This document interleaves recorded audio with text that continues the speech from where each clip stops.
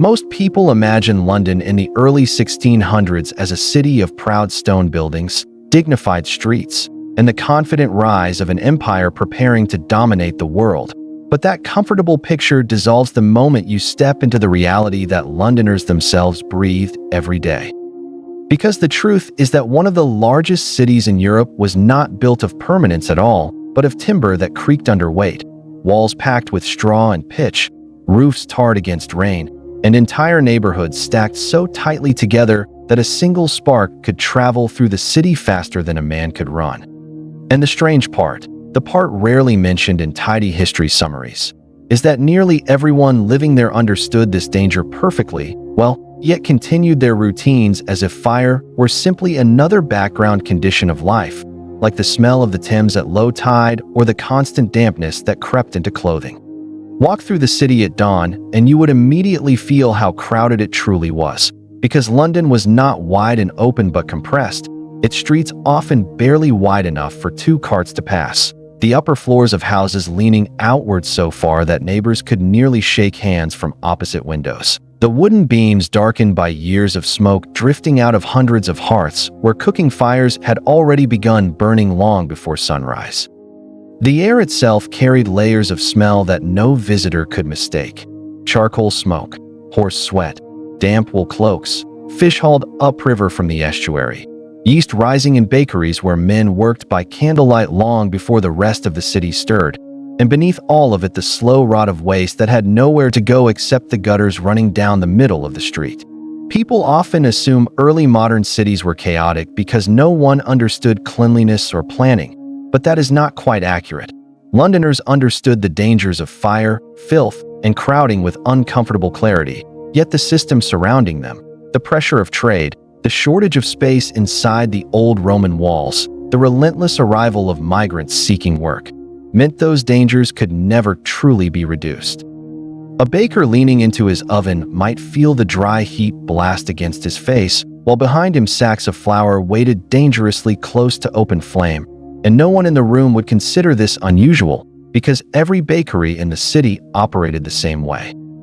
A woman carrying a candle up a staircase built from worn timber steps might feel melted wax drip against her fingers as she tried not to brush the flame too close to walls rubbed smooth by generations of hands. Yet she would climb those same steps every night because there was no other way to reach the crowded sleeping loft above. Look closely and you begin to notice how the city itself pressed constantly against the limits of safety. Shops stored pitch, tar, oil, and dried timber beside open fireplaces.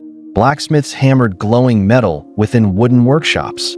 Taverns crowded with sailors burned candles by the dozens, while drunken arguments rattled tables and spilled ale across rush-covered floors. None of this was unusual. In fact, it was the system functioning exactly as intended. Because London's growth had been explosive, swelling from roughly 50,000 people in the late medieval period to more than 200,000 by the start of the 17th century. The city had expanded upward rather than outward, stacking living space into tall, narrow houses where entire families rented single rooms separated only by thin partitions of wood and plaster, and each additional floor increased the weight pressing down on beams never designed for such strain. You could hear the buildings working under that pressure. Boards creaking, nails shifting, beams cracking softly during damp weather when would swelled against itself. Yet daily life continued with relentless normality. Market carts rumbled across cobbles carrying sacks of grain, while apprentices shouted prices beside piles of onions and cabbage. A butcher wiped his knife on a cloth already stiff with dried blood, while dogs circled patiently for scraps.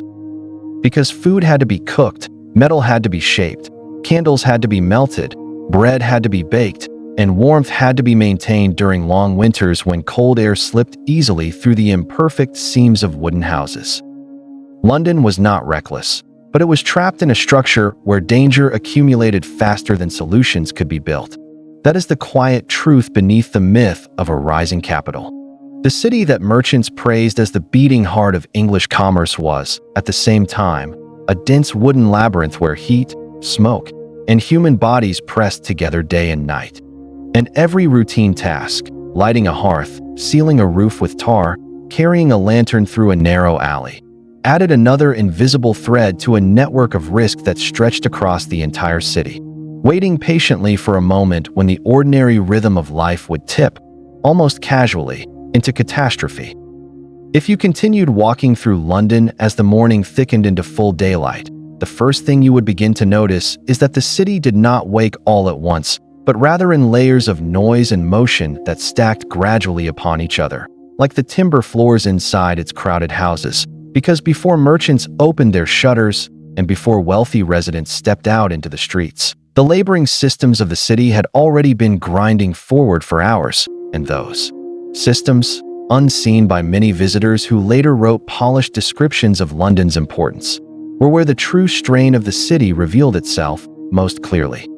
Bakers were among the first to feel that strain. Inside long, low workrooms warmed by ovens that never completely cooled, men shoveled wood into iron mouths until sparks fluttered up chimneys blackened by years of soot, while apprentices hauled sacks of flour that pressed heavily into their shoulders and dusted the air with a pale haze that clung to the back of the throat when breathed too deeply. It is often imagined that these bakeries were clean and orderly places, but in truth they were tight, overheated chambers where flour spilled onto worn planks and damp boots tracked mud inside from the street, and where the constant rhythm of kneading, lifting, turning, and shoveling created a fatigue that crept slowly into wrists and shoulders long before the city outside had even begun its daily bargaining. The ovens themselves were enormous brick chambers fed by firewood stacked dangerously close to the walls. And as loaves slid into place on long wooden paddles, the heat inside the room climbed until sweat soaked through linen shirts and dripped from brows onto the dough itself. Yet the work continued without pause because London required bread in enormous quantities and the demand left no room for delay. Step outside those bakeries and you would enter streets already beginning to choke with traffic, though the word traffic in this period meant something very different from the modern imagination. Instead of organized lanes and predictable flow, the movement through London's arteries was a shifting mass of carts, horses, barrels, baskets, shouting vendors, and pedestrians weaving through the chaos with practiced instinct. The smell here changed constantly. One moment you might pass a fishmonger lifting glistening eels from a barrel packed with wet seaweed hauled upriver from the Thames estuary, and the sharp salt smell would sting the nose. A few steps later, that scent would vanish beneath the sour odor of ale spilling from tavern doorways, where early drinkers leaned over sticky wooden tables while serving boys carried tankards back and forth with arms already trembling from the weight. But the true physical pressure of the city was not just in the smell or the noise. It was in the crowding itself. London's population had surged so quickly that streets originally laid out centuries earlier for a much smaller town now carried far more bodies than they had ever been designed to hold. And as people pushed past one another, baskets scraped against coats, elbows struck ribs, and the constant brushing of damp fabric against skin created a faint but persistent irritation that everyone seemed to accept as normal. A man carrying a bundle of firewood might pause to adjust the rope cutting into his shoulder, while behind him a cart driver shouted curses at pedestrians blocking his way, the iron rim of the cartwheel grinding loudly against uneven cobbles. Nearby, a woman leaned from a second-floor window to empty a bucket of kitchen waste into the gutter below, shouting a brief warning before the liquid splashed across the stones and began sliding slowly toward the river with the help of the street's shallow slope.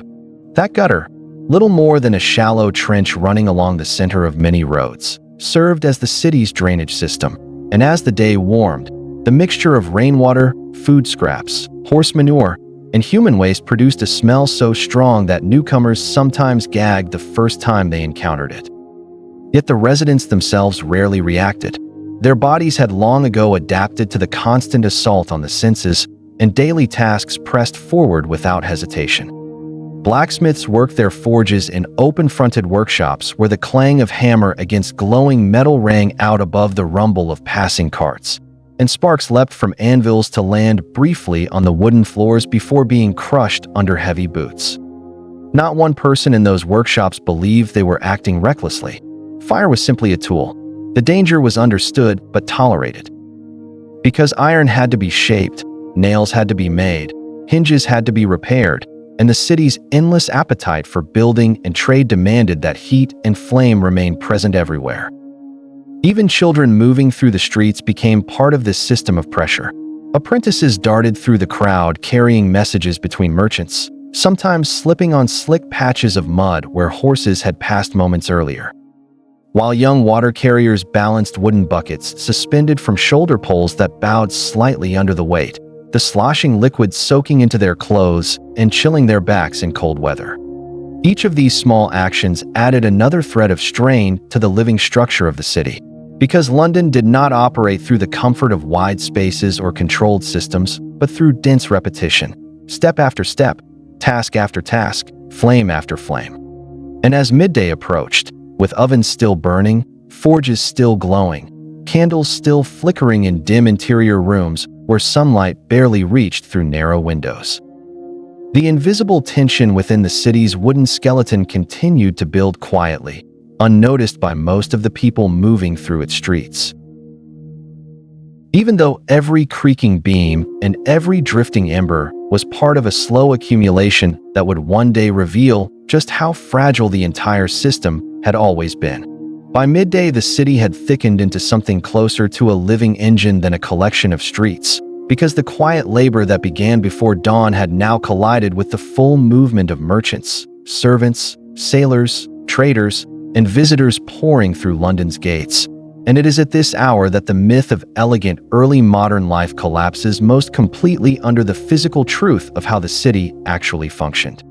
Markets spread across open squares and narrow streets in tangled clusters of stalls where canvas awnings sagged under the weight of overnight rain, and merchants shouted over one another in voices already rough from hours of bargaining. The ground beneath their feet packed with trampled vegetable leaves, fish scales, straw, and spilled grain that turned slick under boots. It is easy to imagine markets as colorful scenes of lively exchange, but stand there long enough and you begin to notice the fatigue that shaped every movement. Men shifting crates again and again to keep produce from spoiling in the sun, women lifting baskets so heavy their fingers stiffened around the handles, apprentices dragging barrels across stone with a scraping sound that made nearby dogs bark and scatter. Nothing about the work was light. Even the smells carried weight. Fresh bread from nearby ovens mingled with the sour scent of cabbage left too long in damp baskets. And somewhere nearby, a cartload of animal hides began releasing the thick, oily odor of tanning chemicals that clung stubbornly to the air. That smell alone could settle in the back of the throat and remain there for hours. Yet this was not unusual. It was simply the background condition of a city where nearly every craft required heat, smoke, or chemicals that leaked slowly into the environment. The tanners along certain lanes soaked hides in vats of urine and lime, stirring the mixture with long poles while flies clustered in dark swarms around the edges. Farther along the same street, a candle maker melted tallow in iron pots over open flame, and as the fat heated it released a greasy smoke that drifted through doorways and clung to clothing. Anyone passing through that neighborhood could feel the difference instantly, the air becoming heavier, thicker, almost edible in its density. People coughed sometimes, but rarely complained. London had become too large for comfort to be considered essential. What mattered was movement. Goods arriving, goods leaving, ships loading, wagons unloading, workers filling the spaces between those tasks. And movement required energy, which meant more fires, more ovens, more heated workshops where men labored under conditions that slowly drained the body hour by hour. In the shipyards along the Thames, carpenters swung heavy mallets against wooden pegs driven deep into ship hulls, while the river wind carried the smell of tar warming in metal pots used to seal seams against leaking water. That tar was thick and black, bubbling slowly as it heated, and when workers dipped brushes into it, the liquid stretched in long, sticky threads before snapping free, splattering droplets across the boards beneath their feet. Every splash hardened into brittle patches that cracked underfoot later in the day. Even here, beside the open river where wind sometimes cleared the smoke, fire remained constant because tar had to stay hot enough to spread, and the barrels containing it often sat within arm's reach of open flames used to soften pitch and rope fibers. Again, no one considered this extraordinary.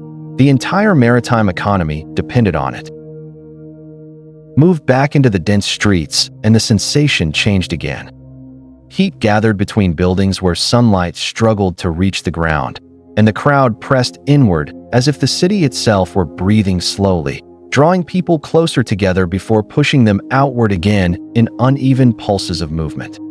At a butcher's stall, a carcass hung from an iron hook while a man in a stained apron swung his cleaver through bone with a dull crack that made nearby children flinch before quickly returning to their errands. Blood dripped steadily into a wooden bucket already half full, and occasionally a dog darted forward to lick the stones where the liquid spilled over the edge. Not one person stopped to watch for long. Work continued everywhere at once. A barrel rolled from a cart and struck the ground hard enough to split a seam, spilling dried beans across the street, where pedestrians immediately began scooping them into their hats before the merchant could shout them away. Nearby, two sailors argued over the price of rope while a cooper hammered metal hoops onto a new cask, each strike ringing sharply through the surrounding noise. It is tempting to search these scenes for individuals, heroes, villains, remarkable personalities, but the truth of the city lay elsewhere. The real power shaping London was the system itself, a web of labor, trade, heat, wood, and constant pressure that left little room for individual control. A woman carrying a basket of coal might pause briefly to rub the red marks forming across her palms before continuing on because the kitchen fire at her employer's house could not wait. A brewer hauling wet grain from a mash tun might feel the strain settle deep into his back, yet continue lifting because fermentation would spoil if the process slowed. Each person felt these small physical costs accumulating across the day: sore wrists, stiff shoulders, lungs filled with smoke, clothes damp with sweat or river mist. Yet the city absorbed those costs without comment. London did not reward endurance with comfort. It simply required it. And as the afternoon light shifted and the first shadows stretched longer between the leaning houses, the same fires that had been burning since dawn continued feeding on wood stacked inside kitchens, bakeries, workshops, taverns, and warehouses across the city, quietly reinforcing a fragile equilibrium in which warmth, labor, and danger existed so closely together that separating them had become almost impossible. Even though the entire structure depended on that separation holding just a little longer.